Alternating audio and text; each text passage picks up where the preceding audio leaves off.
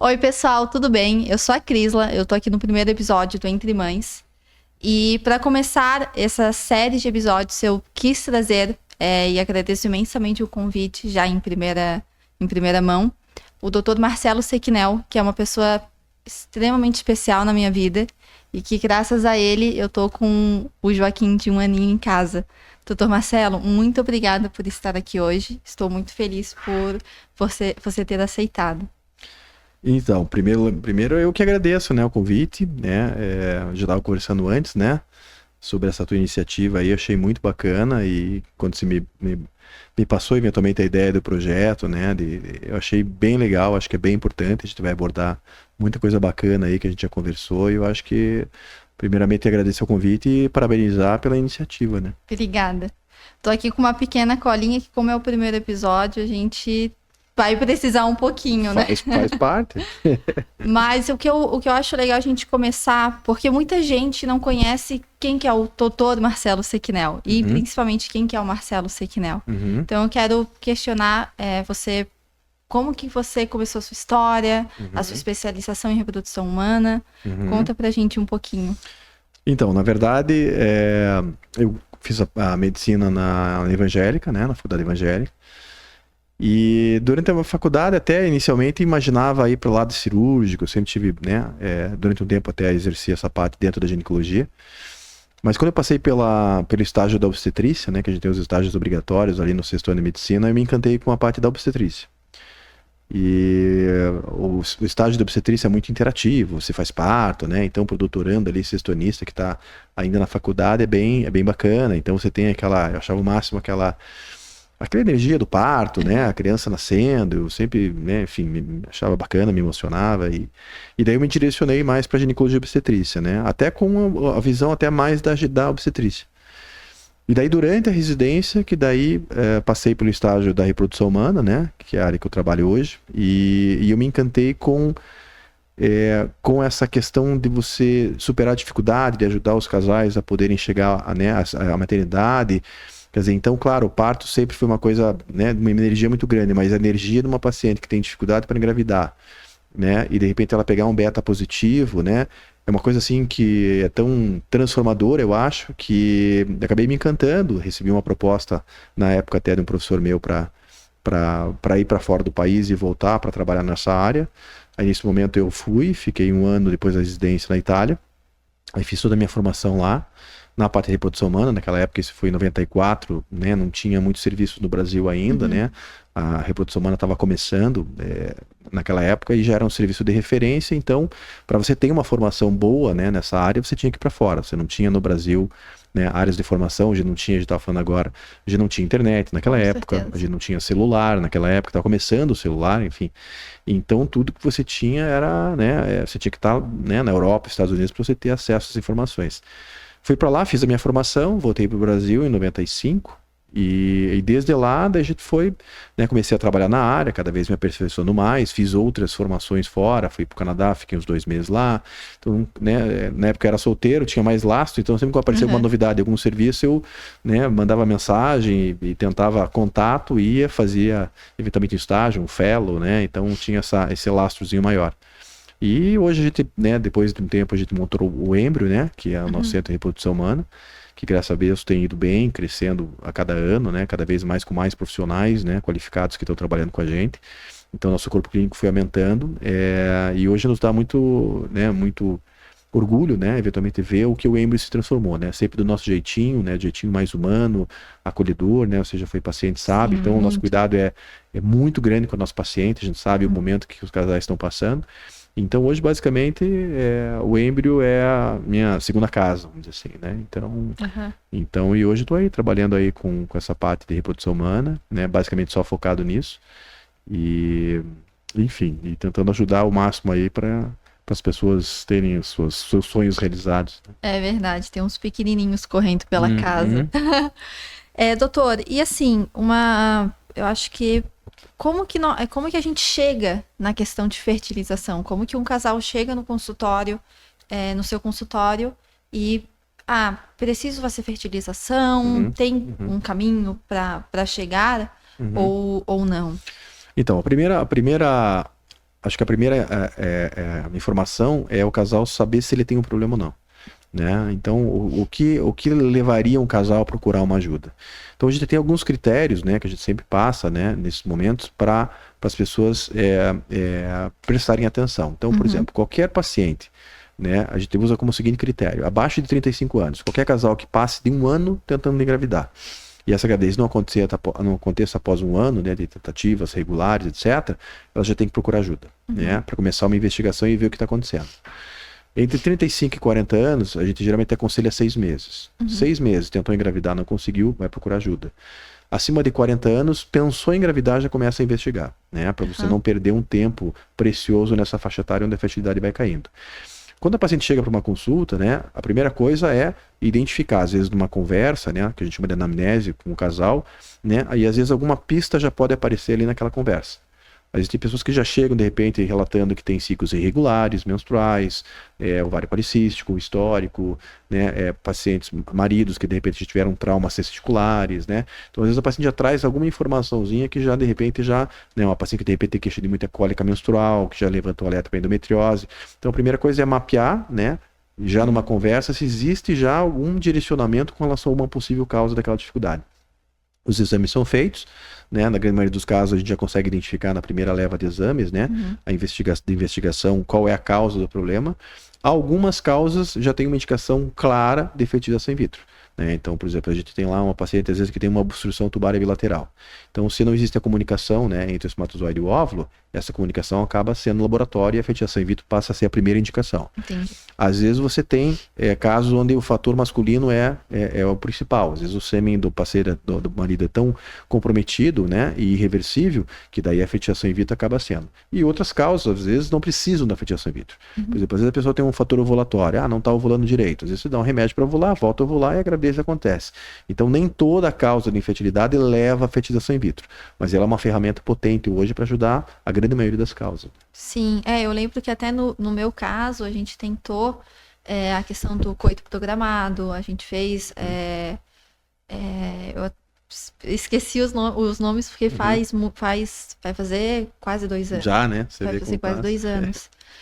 E da questão de aumentar a ovulação, porque eu tinha, pelos exames, né, apareceu que eu tinha uma baixa reserva ovariana. E a gente tentou aumentar. Eu me lembro que, para mim, a grande dificuldade foi ter óvulos, né? Porque por mais que eu tivesse ido para fertilização, eu também não tinha tantos óvulos pela minha idade. E eu lembro que na época que eu e o Felipe a gente começou a tentar engravidar, a gente achou que ia ser super fácil. Eu tinha um pouco mais de 25 anos. Eu cresci com aquela questão de é muito fácil engravidar, tem que tomar cuidado, poxa. E a gente chegou num ponto que, poxa, não foi assim. A gente demorou 2 anos para tentar engravidar. Nesses 2 anos eu não tive um positivo. E realmente, não tive um positivo mesmo. Aqueles falsos positivos que eu até mandava mensagem pro doutor, foi, mas aí no outro dia a gente confirmou que não era. E eu bater de frente com isso, e aí pela minha idade, a gente foi tentando vários caminhos antes da fertilização, foi muito difícil na época. E eu acho que também é legal a gente conversar sobre, e conversar também, mostrar para outras pessoas que não é só a idade, né, que importa. Claro, quanto mais idade a mulher tiver, mais chances ela tem de não conseguir engravidar naturalmente. E eu acho que esse é um ponto também que a gente é legal o doutor explicar, conversar, pra gente mostrar, porque eu tenho várias conhecidas minhas que perguntaram, Crisla, e a minha idade? Eu tenho eu já fiz os exames, mas eu tenho pouca reserva ovariana. Qual que é o caminho que eu tenho, né? Então, justamente nessa mesma linha, né, que a gente tem esses prazos, né, com relação a levantar a preocupação da infertilidade. E como eu falei, depois dos 35 anos, a gente já encurta esse prazo.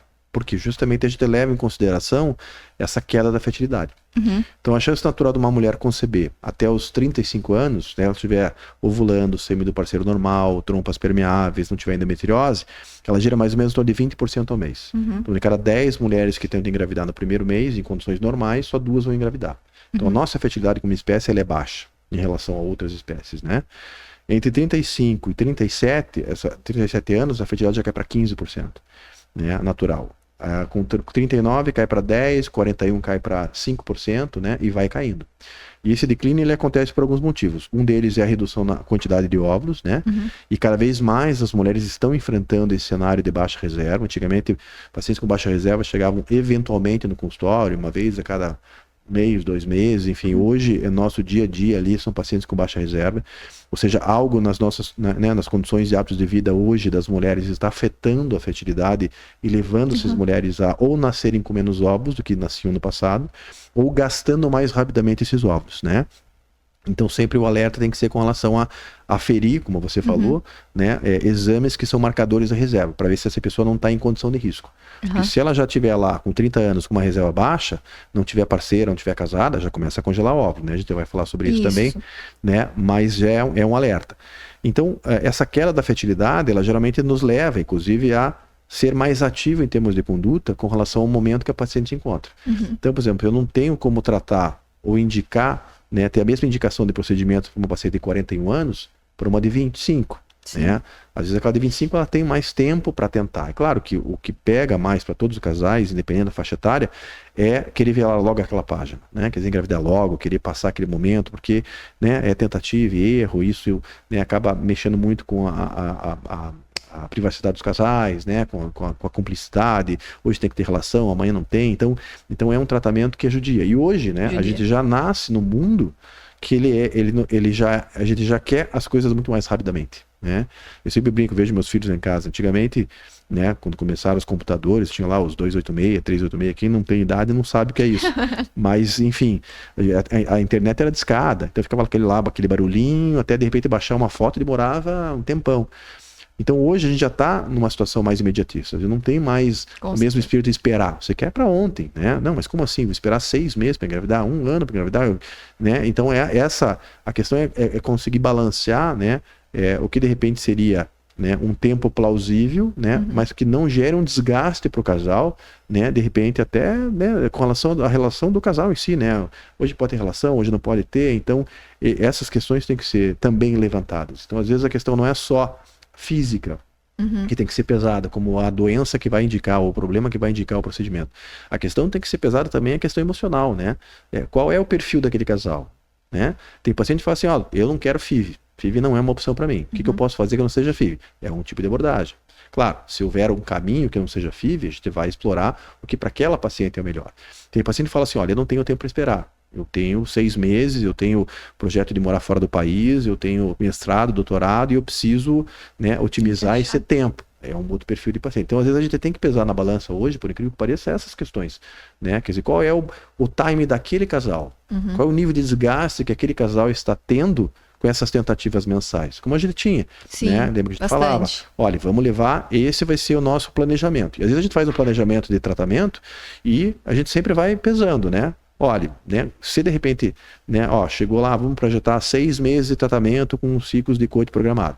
Chegou no terceiro, não tá dando para mim, não tô conseguindo levar dessa forma. Então tá, vamos reorganizar exatamente as estratégias, vamos de repente repensar. Então eu acho que esse tipo de abordagem tem que ser individualizado. Então dá para você colocar e engessar um protocolo padrão para todo mundo. Tem que ser assim, você tem que seguir.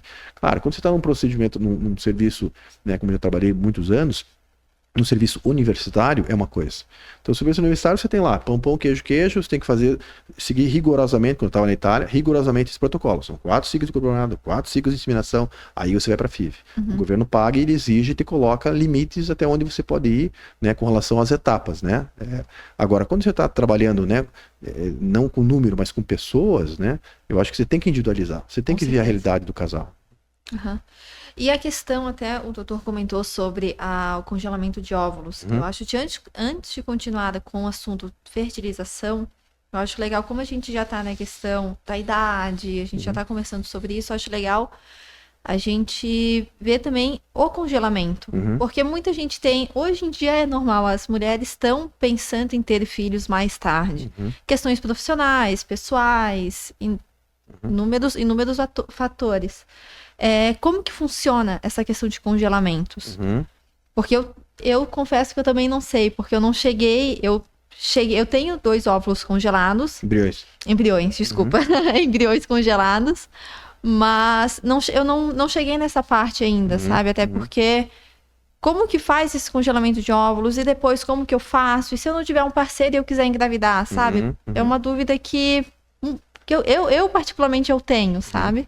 E do teu caso, daqui a pouco vem o irmãozinho do Joaquim aí, então... Calma, tem que entrar na escola, calma. Então, na verdade é bem importante, né? A gente sempre fala, né? As 2 grandes revoluções que aconteceram, né? Para as mulheres, né? No sentido de empoderamento das mulheres, foi o aparecimento do anticoncepcional e o congelamento de óvulos, né? Então, o anticoncepcional, ele revolucionou a sociedade. Por quê? Porque até aquele momento, né, do aparecimento do anticoncepcional, as mulheres não tinham controle sobre seu momento reprodutivo. As mulheres começavam a engravidar com 13, 14 anos, tinham 15 filhos e basicamente era uma gravidez atrás da outra. O paciente passava 2, 3 ciclos menstruais depois da amamentação, já engravidava de novo, já ficava 9 meses grávida, depois mais um tempo amamentando. Então, na verdade, o anticoncepcional, ele permitiu à mulher poder planejar quando ela quer engravidar. Então, olha, eu vou engravidar com tantos anos, vou me preservar, então, né, isso deu essa autonomia para a mulher. O grande problema é que o mundo foi mudando, essa autonomia das mulheres com relação ao momento da maternidade levou elas para o mercado de trabalho, porque elas não ficavam tendo filho o tempo todo, né, elas puderam, né, ir para o mercado, trabalhar e tal, né, e o que aconteceu? Isso foi, obviamente, demandando das mulheres, né, um tempo muito grande. Né? Tempo de formação profissional, tempo de mestrado, doutorado, enfim, né? O momento de engravidar, né, de casar foi mais tarde, né, está sendo mais tardio. Então eu diria que hoje no Embry, por exemplo, 80% dos nossos pacientes, né, são pacientes acima de 38 anos. Então esse é o cenário, né? Por quê? Porque as pessoas estão sendo empurradas, as mulheres foram empurrando. Só que daí o que aconteceu? Quando as mulheres começaram a empurrar a maternidade para mais tarde, elas falaram, não, beleza, eu posso engravidar quando eu quiser. Só que daí a natureza chegou e falou, não é bem assim. Você pode engravidar quando você quiser, mas vai depender da tua fertilidade naquele momento. Então, aí as pacientes começaram, né, a prestar atenção de que, eu quero engravidar com 41, mas qual é a fertilidade que eu vou ter aos 41? Né? Então eu posso ter, mas será que eu vou conseguir? Né? Então aí entrou o congelamento de ovos, que começou, interessante, porque a história do congelamento de ovos, né, ele teve muito aspecto legislativo. Alguns países, teve uma época na Itália, que saiu uma lei na Itália que era proibido congelar embrião. Então o que acontece? Os laboratórios de reprodução assistida, né, tiveram que adaptar técnicas de congelamento que beneficiavam o óvulo, porque o óvulo é uma célula muito difícil de congelar. Porque o embrião ele tem várias células, tem dezenas de células. Então se uma célula ou outra não sobrevive ao congelamento, não faz diferença porque o embrião repõe a falta. Agora o óvulo é a maior célula do corpo humano, ela é muito grande, tem muito líquido, então ela é uma célula mais difícil. Então os protocolos que iam muito bem para embriões não eram tão bons para óvulo. Então a técnica de congelamento de óvulo, ela tem 10 anos. Nossa, muito resultados. Recente. Há 10 anos atrás, né, 2013, que as sociedades, né, internacionais reconheceram a técnica de congelamento de óvulo como uma técnica eficiente para a preservação. Né? Antes se fazia já, né, mas ela não era assim, vamos assim, homologada pelas sociedades como, né, de repente uma questão que era muito feito, né, a gente fazia muito para questões oncológicas. Por exemplo, a paciente tem uma condição oncológica, então tenta congelar para salvar alguns óvulos, porque muitas pacientes oncológicas, pela quimioterapia, estão na menopausa. Então era uma tentativa meio heróica para tentar salvar alguma coisa antes dela ter esse prejuízo. Depois de 2013, começou a ser realmente abordado como uma técnica para permitir o planejamento familiar. E recentemente, de 5 anos para cá, a técnica evoluiu muito. Então hoje, basicamente, o índice de sucesso que você tem com o óvulo congelado a fresco, com as técnicas modernas, é basicamente igual. Então não existe mais essa diferença. Então isso deu à mulher esse segundo momento da autonomia dela com relação ao momento de engravidar, mas com a mesma fertilidade dela aos 35 anos. Então se ela congela aos 35 e ela vai usar esse óvulo dela mesma aos 45, ela está tranquila. Ela tem o mesmo potencial reprodutivo que ela tinha aos 35 anos mantido para essa idade dos 45 anos. Porque ela não perde esse potencial de gestar. O óvulo que vai perdendo o potencial de gerar uma vida pelo tempo que vai afetando a qualidade desse óvulo. Então esse empoderamento das mulheres, por isso que a gente hoje frisa muito, é muito importante. Porque às vezes a pessoa fala assim, mas quando congelar? Se você pensa que você não vai ter filho, congele. Porque você pode mudar de ideia. Se você pensa que você quer ter filho, mais importante congelar ainda. Os casamentos estão acontecendo mais tardios. Então, às vezes a paciente tem muitas que vêm congelar para ter o segundo filho. Porque, basicamente, às vezes a pessoa vai ter o primeiro filho com 36, 37. Ela já sabe que ela vai ter o segundo lá com 40, 40 e poucos. Sim. Então, às vezes, o planejamento para um segundo filho pode ser interessante. E a única ferramenta que dá essa possibilidade à mulher é o congelamento de ovos. Né? Então, hoje é uma ferramenta importantíssima. Então, todas as mulheres têm que pensar, né, nessa condição. Não sei se eu vou ter, não sei. É que nem, eu brinco no consultório, que é que nem seguro de carro. Né? Você não faz o seguro do carro que você diz, eu vou fazer porque eu vou bater o carro. Não, você não quer bater. Mas se você precisar, tá lá. Você tem. De repente a pessoa tem lá 2 filhos, muitas, né? De repente tem os filhos de maneira natural, porque não é uma paciente infértil, né? Não tem um problema de gravidez. E de repente tá falando, não quero mais esses ovos, já tive 2 filhos e não tá resolvido. Então, mas se você não faz esse pé de meia, você vai ficar refém do tempo. E às vezes lá na frente... Já vai tarde exatamente, demais. A natureza pode cobrar esse preço. Com certeza. Doutor, e a questão para mim foi muito importante. O Felipe, quando a gente começou a fazer o tratamento, começou a procurar o doutor, o Felipe sempre me apoiou. Sempre viu que essa dificuldade, essa frustração dos negativos todo mês, sempre estava me afetando e ele sempre me apoiou, como os meus pais também. Como que o apoio familiar, ele pesa na fertilização, sabe? O apoio do marido, o apoio da família, como que isso, se isso impacta ou não no resultado? Então, tem alguns trabalhos, tem um trabalho interessante que saiu um tempo atrás, que justamente ele tenta quantificar o nível de estresse que uma pessoa que recebe um diagnóstico de infertilidade tem em relação a outras doenças.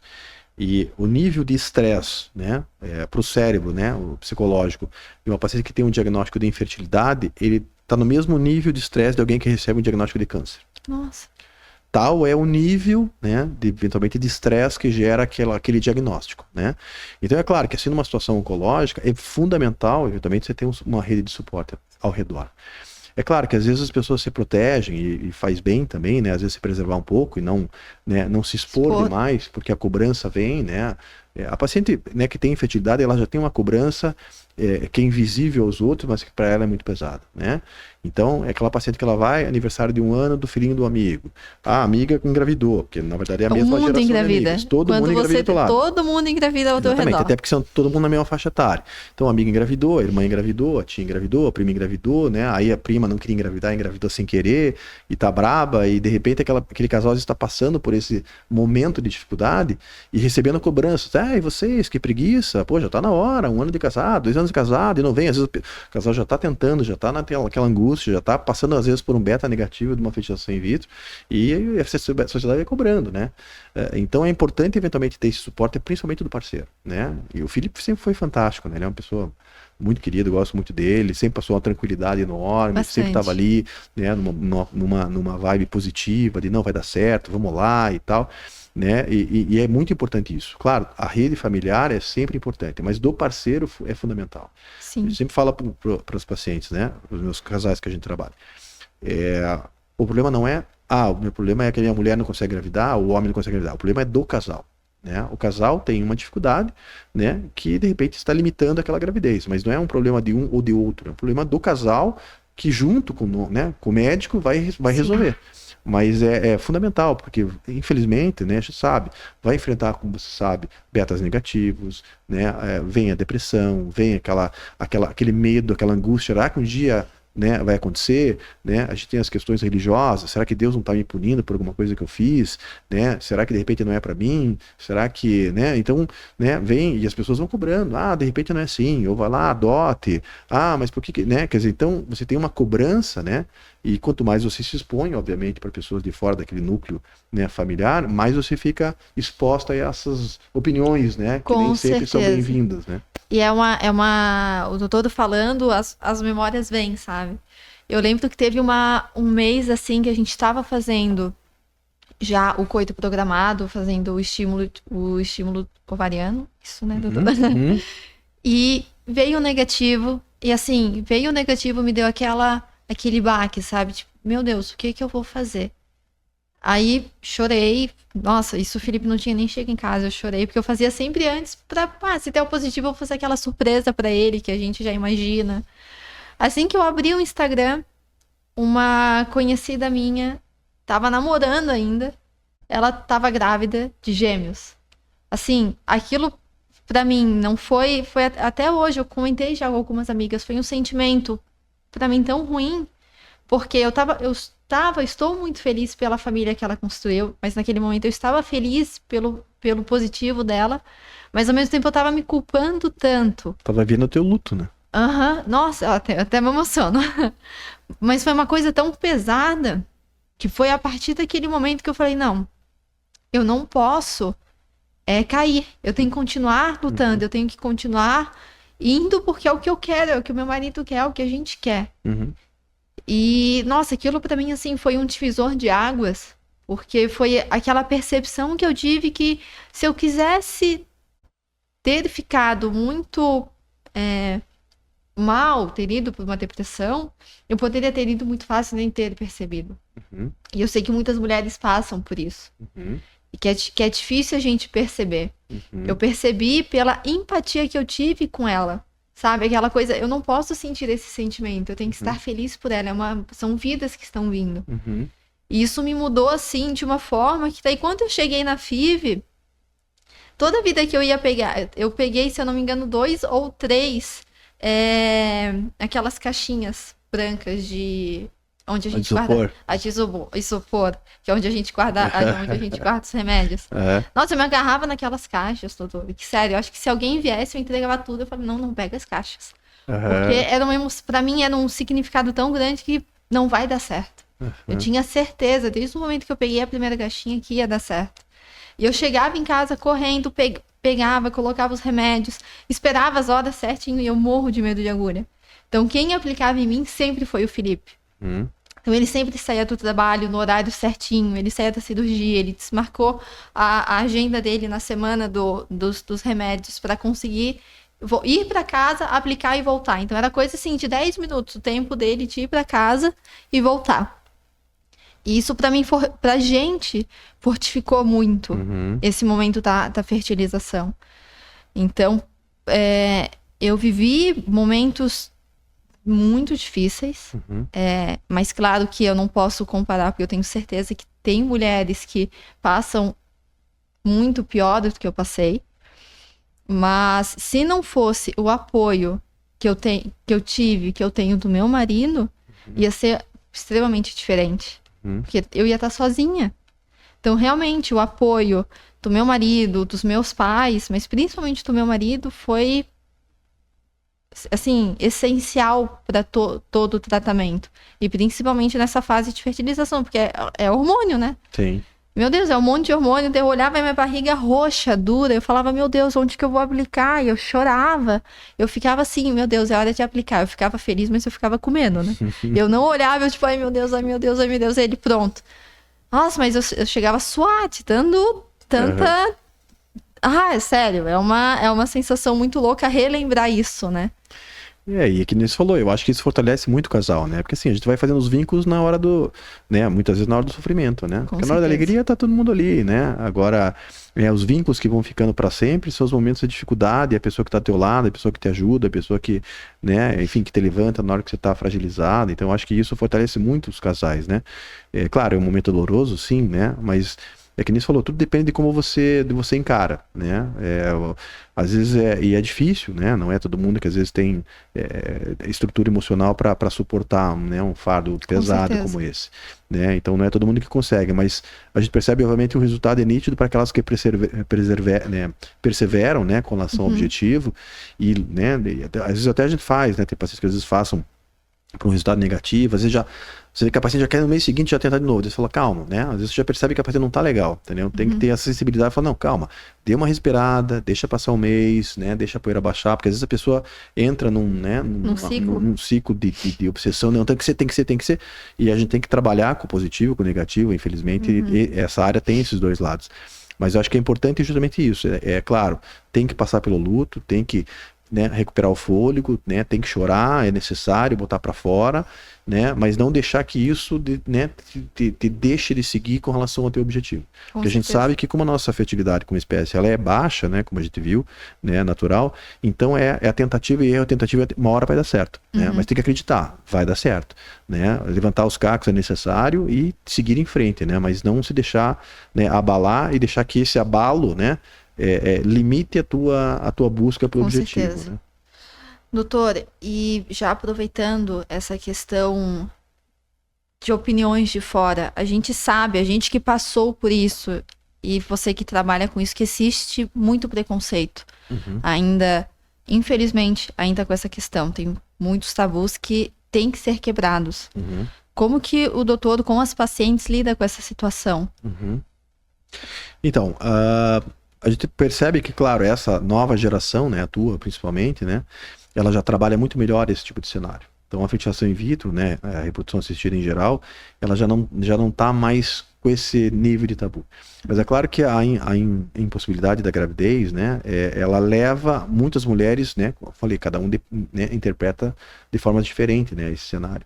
Mas às vezes tem muitas mulheres que de repente se sentem, né, inferiores às outras porque não conseguem engravidar, incapaz, né? Às vezes o lado, né, da família do marido ou da sua própria família de repente tem aquela cobrança de não, mas você não pode dar um filho pro meu, né? Às vezes o problema até é do marido, né? E de repente a cobrança vem em cima da mulher. Então a mulher sempre foi muito cobrada historicamente.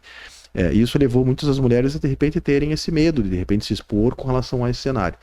É claro que a gente vê que vem mudando, porque a informação está cada vez mais próxima, as pessoas estão tirando aquilo lá. Antigamente parecia que a reprodução assistida, né, a fertilização in vitro era uma coisa de ficção científica, né? Que a gente estava falando, coisa de bebê de proveta e tal. Hoje não, hoje já é uma coisa que já faz parte do dia a dia, né? Quando você vai, por exemplo, assim, na turma dos meus filhos, por exemplo, hoje, pelo menos ali na turma deles, ali tem uns 3, 4 que foram de fertilização in vitro. Antigamente era um na escola. Hoje já faz parte, né? Quer dizer, então essas mudanças comportamentais levam cada vez mais, por exemplo, as relações homoafetivas, né? Muitas relações homoafetivas hoje, cada vez mais frequentes, também, né? Recorrem à fertilização in vitro para poderem ter filhos, né? Tanto homoafetivas masculinas quanto femininas, né? A produção independente. Então, né, tem várias pacientes que de repente não encontraram um parceiro, mas têm um desejo da maternidade e decidem, né, eventualmente com sêmen de doador, fazer um procedimento e tal. Então, eu acho que tudo isso tem, né, ajudado muito, mas eu acho que a informação, né, e principalmente, né, pessoas como você, né, e aí eu já, como comecei já dando os parabéns, né, tem um papel fundamental nisso. Porque eu acho que assim, a partir do momento que a pessoa tem a coragem de se expor, né, a outra paciente fala, não, mas eu não sou uma ilha, não é só comigo, né? Existem outras mulheres que estão passando pelo mesmo problema, com situações, como você falou, situações mais graves, mais difíceis e tal.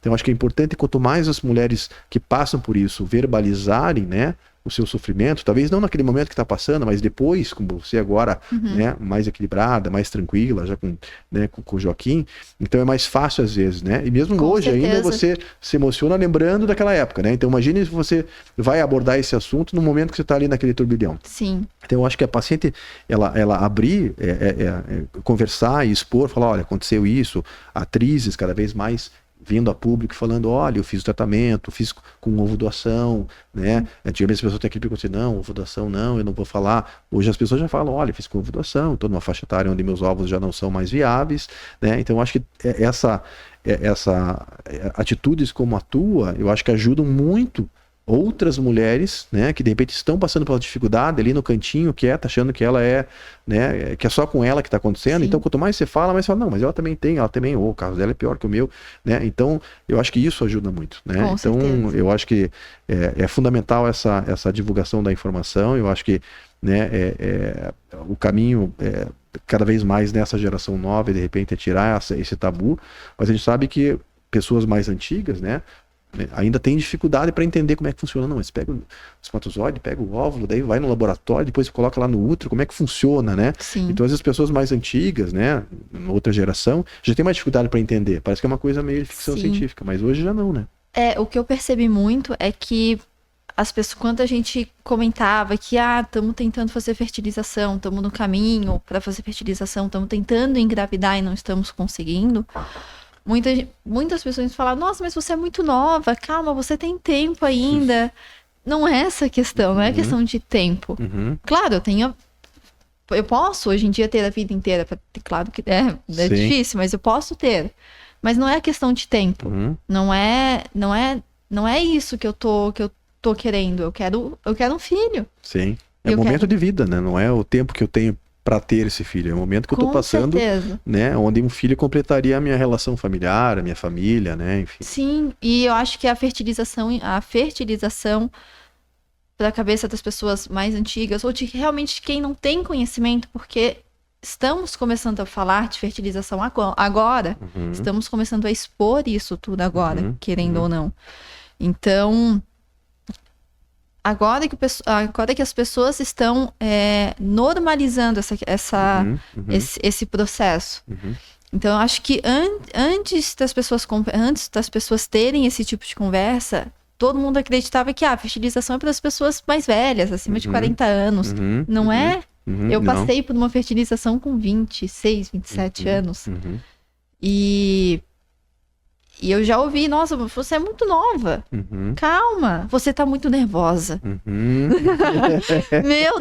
Gente, não se fala isso para quem tá tentando engravidar. Você está muito... Fique mais... Não, gente, calma, não é... Tire férias, vá pescar. Não é. Você vai pescar, você vai continuar pensando no dia certo que você tem que ter. Não é, eu acho que essa questão, né? Eu acho que, como o doutor falou, a gente conversando, a gente esclarece as pessoas e dá apoio para quem está passando por isso. Sim. Né? Porque... E é engraçado porque, assim, né? Claro... o sigilo médico sempre é fundamental, né? E eu sei que não é todo mundo que lida, né, com os tratamentos, como, né, é o teu caso, de uma maneira tranquila, né? Como falei, então tem pacientes que de repente ainda tem esse tabu que você falou, de não, eu não quero falar que eu fiz, porque vou me sentir, né, menos mulher, vão me julgar, né, a sociedade vai me julgar. E é interessante porque, assim, várias vezes eu fui, às vezes, em casamentos de amigos e tal, onde tinham 5, 6 pacientes minhas, assim. E todas me chamavam no cantinho e falavam, olha, só pra avisar, doutor, que ninguém sabe que eu fiz tratamento, tá? Então, se puder, não comente. Eu falei, não, nem ia... Imagina! Jamais comentaria, né? Mas eu digo, você vê a preocupação das pessoas. E, na verdade, às vezes são 3, 4 que estão sendo na minha mãe. Eu sei que as 3 fizeram, uma não sabe da outra, e as 3 têm preocupação de que uma saiba. Quer dizer, seria muito mais suave... Muito mais fácil para elas dividirem essa experiência, né? Mas é aquele medo de repente passar o que aconteceu, por medo de ser julgada, enfim. Mas é engraçado porque às vezes eu vejo várias coisas, assim como tem situações que acontecem às vezes no consultório. Às vezes tem pacientes que de repente estão fazendo tratamento e se encontram na sala de espera. Amigas, de repente se encontram, saem para jantar, né, casais, e de repente uma não conta para outra e de repente se encontram na sala de espera do consultório. Às vezes acontece, né? Ou no hospital, enfim.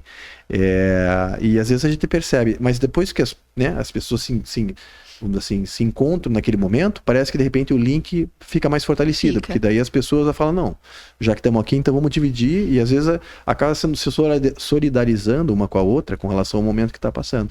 Mas é engraçado que isso, mesmo com pacientes jovens, ainda acontece esse medo de repente ser julgada ou de alguma forma, né? Sim, eu tive a sorte, foi muito engraçado. Eu estudei com uma menina na faculdade e a irmã dela fez fertilização. E a gente conversando, eu não sei, doutora, eu não me lembro como eu cheguei nesse assunto com essa minha amiga e ela me falou da irmã dela. Então, a irmã dela e uma grande amiga minha também, que ela não fez fertilização, mas a gente estava tentando engravidar juntas, tanto que o Joaquim e o Antônio, que é o filho da Jana, que é minha amiga, a gente engravidou juntas, coisa de 1 mês de diferença. E só que o dela foi natural. Mas essas 2 pessoas, eu conversei com elas. Por mais que uma não tivesse sido fertilização, mas a irmã dela foi também. A irmã da Jana ela teve gêmeos. E essas 2 pessoas foram como posso falar, o meu apoio também como amiga. Porque é bom a gente conversar, não adianta eu conversar só com meu marido ou com a minha mãe, não. Eu acho que é bom você ter essa rede de apoio que já passou por isso, que conhece alguém que passou passou, consequentemente, perto. Uhum. E pra mim foi muito bom, né? Eu acho que a partir do momento quando eu fiz o vídeo no Instagram e eu vi que tinha outras pessoas que, nossa, meu filho também foi de fertilização. Se eu tivesse contado um pouco antes, mas claro que no momento eu não estava querendo expor isso, mas se eu quisesse ter exposto isso, se eu soubesse, as minhas preocupações seriam menores, sabe? Porque, fulana, como que foi? Você ficou muito nervosa? Que é diferente eu conversar com o doutor e conversar com uma pessoa que já passou por isso, né? Sim, é outra visão, né? Com certeza. E, doutor, eu queria também questionar o doutor, como que você vê o futuro da fertilização? Porque é um procedimento novo, tem 70 e poucos anos, se eu não me engano, né? A primeira fertilização in vitro foi em 78, né? Aí a Louise Brown, né, tá hoje com 50 e... já tá com 50 e poucos anos, né? Vai fazer... Mas a primeira fertilização in vitro foi na Inglaterra em 1978. E de lá para cá mudou radicalmente, né? Então, claro que naquela época era muito... Até quando a gente olha para trás e vê como foi feita a fertilização in vitro naquela época, né? Que se chamava bebê de proveta, porque era realmente numa provetinha, num tubinho que se fazia o encontro entre ovos e espermatozoide. Você fala como é que chegou uma gravidez, né? Claro, foram centenas de pacientes até conseguir um positivo, porque realmente a taxa era muito baixa, né? Não existiam os hormônios para estimular a ovulação, eles controlavam eventualmente o momento da ovulação por dosagem hormonal da paciente diária, a coleta de ovos não tinha ecografia naquela época, a coleta de ovos era por cirurgia, uma cirurgia, uma laparoscopia, para entrar e lá e aspirar um único óvulo, que só tinha um óvulo, que como não estimulava a ovulação era um óvulo só, para aspirar aquele óvulozinho de dentro do ovário por cirurgia, para ir para o laboratório, aí misturava o espermatozoide com o óvulo, e depois fazia a transferência, né? Então não tinha controle praticamente de nada, né? Então os incubadores eram muito, enfim, iniciais, né? Então de lá para cá a situação evoluiu muito, né? Então, por exemplo, hoje a gente trabalha, né, em pacientes com bom prognóstico, com embriões euploides, né? Você trabalha aí com resultados aí de 60%, 65%. Eu lembro que quando eu fui para a Itália, mas a gente está falando em 94, era um dos serviços que tinha melhor resultado na Itália, né? Na Europa e na Itália, sim. E eles faziam festa no final do ano quando a taxa de sucesso, a média anual de taxa de gravidez em FIV no serviço era acima de 15%. Nossa. 15%, 16%. Imagine, hoje um serviço que tem isso fecha. Nem a Anvisa deixa funcionar um serviço que tem um resultado tão baixo. Então, é claro, vem avançando. Eu acho que assim, o congelamento ajudou muito, né? A entrada da genética na reprodução humana, né? A possibilidade de analisar geneticamente os embriões, né? Isso também já ajudou a gente muito a chegar mais perto do resultado. O conhecimento melhor do endométrio como um local, ainda é uma caixa preta o endométrio com várias variáveis, mas, né? Então hoje começou a se entender melhor, né? As demandas nutricionais dos embriões, né? O que o embrião precisa. O embrião tem demandas nutricionais diferentes em cada fase, né? Então hoje sabe que o embrião até o terceiro dia ele tem uma demanda nutricional, depois do terceiro até blastocisto, que é o quinto dia, que é quando a gente faz a transferência e análise genética, né, já é outra demanda nutricional. Antes não se sabia disso, né? Então o entendimento, né, de como o embrião, né, do metabolismo do embrião no laboratório mudou, né? As incubadoras, né, eram muito iniciais, né? Hoje a gente tem, só falta falar em incubadora, né, todas computadorizadas, com controle de gases, se consegue ajustar, né, quanto que entra de oxigênio em relação a gás carbônico, se consegue, né, inclusive individualizar em alguns casos, né, para algumas pacientes uma mudança do que é o padrão da incubadora para aquele caso específico. Então tudo isso viabilizou hoje melhores resultados. A gente ainda está longe dos 100% que a gente gostaria, né, mas eu acho que o grande avanço foi no resultado. O resultado melhorando também permitiu a gente hoje ser muito mais conservador no número de embriões, que a gente falou da tua amiga, que foram 2. Então o que acontece? Antigamente a gente, né, primeiro transferia os embriões no segundo e terceiro dia de evolução, uma fase muito inicial. A gente sabe que metade dos embriões que vão até o terceiro dia no laboratório não chegam a formar blastocisto, que são hoje o que a gente considera os embriões de fato. Então metade dos embriões que a gente transferia no passado não ia dar em nada, porque se deixasse no laboratório até o quinto dia, não chegaria nem a formar um blastocisto. Só que não tinha meios de cultura para poder viabilizar esse embrião ter condições ideais para chegar a blastocisto. Então, o advento da genética, como eu falei, ele também possibilitou a gente entender melhor quais são os embriões e a qualidade dos embriões que a gente tem. Então, antes, por exemplo, quando a gente transferia embrião no segundo ou terceiro dia, sem análise genética, a gente transferia 2, 3, 4 embriões. Né? O critério para número de embriões transferidos era pela idade. Quanto maior a idade, menos resultado, se compensava transferindo embriões a mais. Então, por exemplo, até os 36 anos, transferia 2 embriões. 36 a 40 eram 3 embriões. Acima de 40 eram 4 embriões. Hoje é inconcebível você imaginar uma paciente transferindo 4 embriões. Ah, mas 40% acima de 40 anos, né, a chance é menor. Por quê? Porque quando você vai fazer uma análise genética de embriões numa paciente com 40 anos, a chance de ter um embrião normal geneticamente, seja natural, mas um procedimento de fertilização in vitro, é de mais ou menos 20%. Então, se uma paciente de 40 anos fizer uma fertilização in vitro e ela produzir 5 embriões, provavelmente um vai ser normal geneticamente e os outros 4 são alterados. Entendi. Só que antes a gente não tinha essa informação. Então, o que você fazia? Transfere 4, 5, imaginando que talvez um seja normal no meio daquela turma. Hoje não. Hoje você já sabe, pela análise genética, qual é o normal. Transforme só ele. Transfere só ele. Não vai transferir mais embriões. Então hoje reduziu drasticamente, porque uma outra situação que era, né, linkada, né, com a reprodução assistida era a gemelaridade, trigêmeos, quadrigêmeos. E quantos nenês eventualmente ficaram com sequelas de uterino natal, né, chegaram ao final da gravidez, né, nasceram prematuros e morreram, porque o número de embriões transferidos era maior. Então, né, um grande avanço que a gente teve é justamente a redução do número de embriões transferidos. Então, a gente melhorou muito o resultado transferindo um embrião só. Então, para eu ter, né, um resultado de 60%, 65%, se eu transferir um embrião só, analisado geneticamente, eu tenho esse resultado. Então, para que eu vou transferir 2, 3, 4? Porque um embrião não ajuda o outro. Na verdade, a busca, né, era pelo melhor resultado. Então, se eu não tenho essa informação, coloca 2 para ver se um, né, de repente implanta. Mas hoje, tendo essa informação, acho que um dos grandes avanços também tem que ser pontuado, é justamente essa redução no número de embriões. Então, hoje você chega a ter gêmeos no máximo, mas raramente se vê uma paciente que faz tratamento com trigêmeos.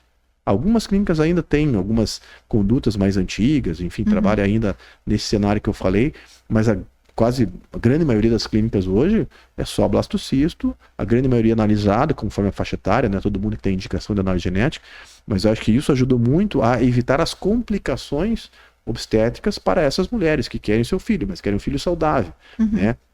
É o que a gente fala. Para nós não interessa, no serviço de reprodução humana, muito o que a gente chama de pregnancy rate, que é a taxa de gravidez. O que interessa pra gente é o baby room, porque é aquela paciente que vai sair do hospital com o neném no colo. Sim, não me interessa só o beta positivo. Deu beta positivo. Então minha clínica tem um índice de sucesso. Mas quantos saíram do hospital com o neném no colo? Taxa de gravidez é altíssima. Tinha clínicas que transferiam 3, 4 embriões. Taxa de gravidez é altíssima. Só que quantos saíram do hospital com o neném? Perdiam porque era prematuro, perdiam porque tinham hipertensão ou complicações relacionadas à gemelaridade. Então a ideia hoje é essa, é focar no baby room, focar no nenê no colo saindo da maternidade saudável. Tanto para a mãe quanto, né, uma gravidez saudável para a mãe, né, e para aquela criança que vai sair do hospital. Né? Então, eu acho que o avanço foi muito nesse sentido também. Legal. Não imaginava essa questão, doutor. E a questão do custo? Qual que seria a acessibilidade do tratamento? Porque hoje em dia, até pessoas próximas a mim do meu trabalho, Cris, eu tenho mais de 38 anos e não penso em congelar, não penso em fertilizar, porque para mim seria muito caro. E me questionaram, eu falei, não, deixa eu conversar com o doutor para ver sobre a questão de acessibilidade também, né? O grande problema aqui no Brasil, é claro, o interesse é muito maior em fazer laqueador do que ajudar a paciente a engravidar, né? Apesar de ser considerado pela Organização Mundial de Saúde, né, como uma condição de doença, né? Para o hall do SUS você tem essa limitação com relação a esse entendimento. Então existem pouquíssimos no Brasil serviços, acho que 5 ou 6 talvez, que fazem o procedimento meio que pelo SUS ou, né, enfim, custeado pelo governo, seja estadual ou federal.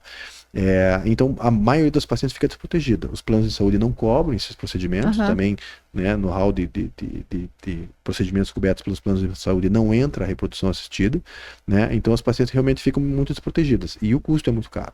E nós temos um problema maior no Brasil, né, com relação aos procedimentos em comparação a países da Europa, Estados Unidos. Europa, quase todos os países cobrem os procedimentos, né? Tem que entrar dentro do critério de inclusão, né? Mas o governo cobre medicamento, alguns cobrem parcial, outros total, enfim. Mas o problema no Brasil é que, além de a gente não ter um incentivo, né, do governo para isso, é tudo muito caro. Porque, na verdade, a gente usa a mesma coisa que se usa na Europa e nos Estados Unidos. Os mesmos meios de cultura, os mesmos equipamentos. Só que aqui no Brasil entra com uma tributação de 50%, 60% a mais. É verdade. Então lá, você chega que nem agora, voltei do Congresso Europeu, né, esse ano foi Amsterdã. Né? E tem um setor lá que é o setor de exposição, né, enfim, de todos os tipos de incubadoras, de todo o instrumental, né, o material que é usado para os procedimentos. Você chega lá, você tem 7 tipos de incubadora de marcas diferentes. Indiana, chinesa, americana, australiana, enfim. Então, a gama de oferta de produtos, e claro que o preço é muito menor, né? Então, a gente sabe carro. Você vai comprar um carro no Brasil, vai comprar um carro nos Estados Unidos, é outro preço. Com certeza. Então, a gente paga, além da gente ter uma condição financeira populacional menor, em termos de poder aquisitivo que um europeu ou americano, né? A gente paga uma tributação que é completamente desleal para você conseguir competir. Então, para você fazer, né, ter um serviço de ponta com bom resultado, você tem que usar o que tem de melhor. E isso faz a diferença. Só que daí o custo vai muito alto. Hoje, por exemplo, a gente está falando um custo de uma fertilização in vitro, eu não sei te dizer porque não é bem o meu setor lá, né? Mas eu diria que hoje, talvez uma FIV gire perto de entre 18 e 20 mil reais. Né? Só a fertilização in vitro. E aí inclui o médico, hospital, internamento, anestesista, biologista, enfermeira, né? Então tem ali nesse valor ali todos os procedimentos, né? Todo o material descartável. Então você faz uma agulha de punção para coleta de ovos, cada agulha custa uns 300, 400 reais. Sim. Acabou o procedimento, joga fora. Catéter de transferência, também, uso único. Então é tudo uso único e caro. Né? Então você vai colocando isso no custo da fertilização in vitro, isso fica com um custo muito elevado. E se você reduz custo, né, aí você já começa a comprometer o resultado, que é o que a gente não quer. Né? Então isso acaba ficando numa situação, eu acho assim, claro, quanto mais eventualmente a gente está conseguindo ter, né, outros fabricantes entrando no Brasil, que também é uma limitação de muitos conseguirem entrar no Brasil para comercializar produtos, isso vai diluindo o custo. Então está muito menor que já foi no passado. Mas ainda para a nossa realidade financeira, né, é uma realidade que ainda limita para muitos pacientes fazer. Com certeza. Principalmente congelamento de ovos. Né? Porque quando a gente fala em congelamento de ovos, qual que é o perfil? O paciente, de repente, é abaixo de 35 anos, que quer congelar ovos para preservar a fertilidade. É uma paciente que, de repente, provavelmente é solteira, que ela não tem um parceiro para ajudar financeiramente, está no início de carreira, né, decolando profissionalmente, com séries, né, então às vezes o foco não é aquele.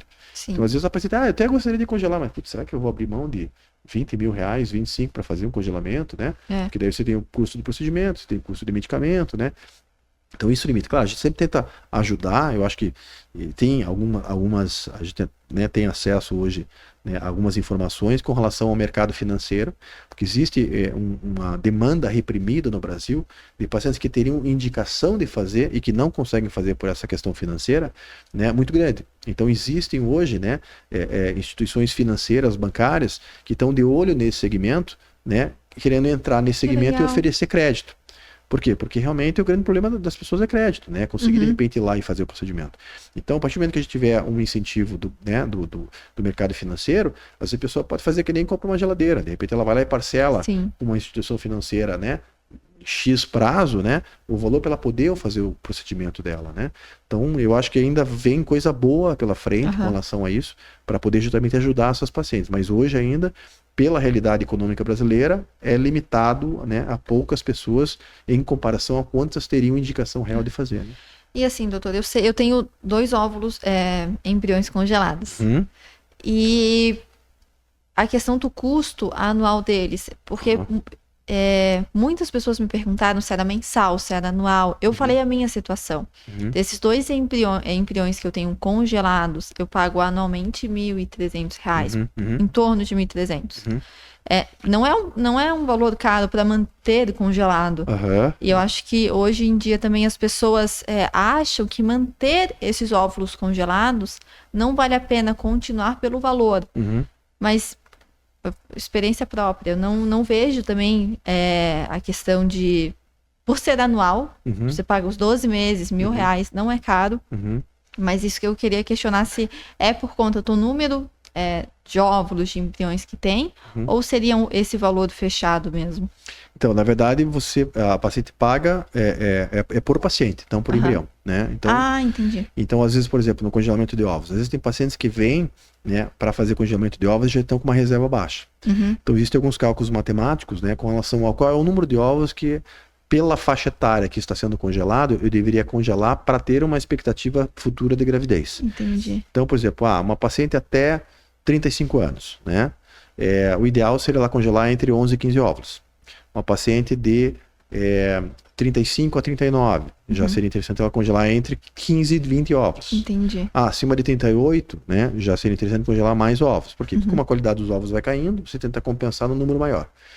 Às vezes tem pacientes que já vão para o procedimento e elas não têm uma reserva que viabilize para ela, numa estimulação só, conseguir um número tão grande de ovos. Então, às vezes elas têm que fazer 2, 3 procedimentos para chegar, somando um pouquinho de cada procedimento, a um montante que vai chegar perto desses 11, 15 ovos, vamos dizer assim. Entendi. Mas ela vai pagar por paciente, porque daí cada leva de ovos congelado vai sendo colocado na mesma plaquinha, né, no mesmo contentor dela. Então ela vai pagar uma anuidade por, de repente, 3 levas de ovos que foram congelados em momentos diferentes, mas a cobrança é por paciente, não pelo óvulo ou pelo embrião, né? E nesse caso tá mais ou menos isso, acho que é tipo um salário mínimo, é R$1.000 e poucos, alguma coisa assim. Legal. Doutor, e agora? Também, né, aproveitando a pergunta, né, para esclarecer, e não existe prazo de validade. Então, que é uma outra pergunta que as pessoas, mas quanto tempo posso deixar congelado? Né, vai mudar meu resultado? Então, tanto o óvulo quanto o embrião, não existe nenhuma queda de resultado, nenhum trabalho que demonstre uma queda no resultado com relação ao tempo de armazenagem. Então, se ficar 5 anos, 10 ou 15 anos, não vai mudar. Já tem casos de gestação descrita, com sucesso, de embriões congelados há 27 anos. Nossa! Né? Então, a gente sabe que não tem esse efeito. Então, não tem aquela preocupação de, eu tenho algum limite de tempo para eu usar. Não, você pode manter até quando você achar que é razoável, né, manter aquele embrião com uma expectativa de gravidez. Né? Que legal! Tanto o embrião quanto o óvulo, não muda. Legal. Doutor, e agora para finalizar, eu queria pedir para o doutor deixar uma mensagem para as nossas ouvintes. Quem está tentando, quem quer tentar ainda, deixa uma mensagenzinha pra gente. Então, eu acho que para aquelas que estão pensando, né, eu acho que tem que se atentar com relação ao tempo, né, eu acho que realmente o tempo tem que ser, né, melhor visto hoje, acho que as mulheres já estão bem atentas com relação a esse efeito do tempo aí na fertilidade, então o planejamento é tudo, né, eu acho que seja para congelamento de ovos, seja para o momento de ter filhos, né? Eu acho que, né, o planejamento é tudo. E se você já está, né, nessa busca, né, eu acho que, como a gente já conversou bastante aqui, é perseverar, né? Não dá para se abater, não dá. Claro, faz parte o luto, faz parte, né, aquela tristeza, às vezes por um laudo, né, um beta negativo, mas se você passou por um cenário desse, recente, né, dê um tempo, recupere o fôlego, mas siga no teu objetivo, porque é justamente a persistência que leva ao resultado. Então, eu acho que assim, a tristeza faz parte, né, fique próximo do seu médico, né, fique próxima da sua rede familiar, né, para os maridos, um recado também, né, as mulheres ficam muito fragilizadas, né, por tudo que a Crisla falou, não só o momento e a expectativa da gravidez, mas principalmente ali pela questão hormonal também, né, quer dizer, são sérios, os hormônios, a gente vê as TPM, as mulheres, o quanto mudam, né, então tem que ter essa sensibilidade de entender que é um momento para a mulher especificamente, não só da expectativa, como também é para o homem, né, mas a maneira de sentir, né, e ainda potencializada com a questão hormonal que muda pelo tratamento, merece ser, né, vista de uma maneira especial. Então, né, eu acho que é seguir em frente e os maridos ficar do lado, porque o objetivo vem. E eu passei o Dia dos Pais agora, tenho 2 meninos, e a Cris sabe melhor também como eu, o quanto é gratificante, o quanto é transformador, eventualmente, você ter essa oportunidade da paternidade, da maternidade, quer dizer, a concepção de mundo muda, né, completamente depois que tem filhos. Então, acho que é uma experiência fantástica. Se você tem esse desejo, se não tem também, não tem problema, cada um tem a sua maneira de ver, mas se você tem esse sonho, vá atrás dele, não pare, porque você vai chegar lá. Eu achei muito, muito bonitinho quando a gente se encontrou na Surf Center, né? Eu sempre confundo Surf Center e Surfland. O seu mais novo, eu tava conversando com a sua esposa, o seu mais novo olhou assim pro Joaquim e ele falou, ele é um dos bebês do papai? Eu fiquei, eu não acredito, que coisa mais fofa. Assim, foi tão emocionante pra mim que eu falei, sim, ele é um dos bebês do papai, do seu papai.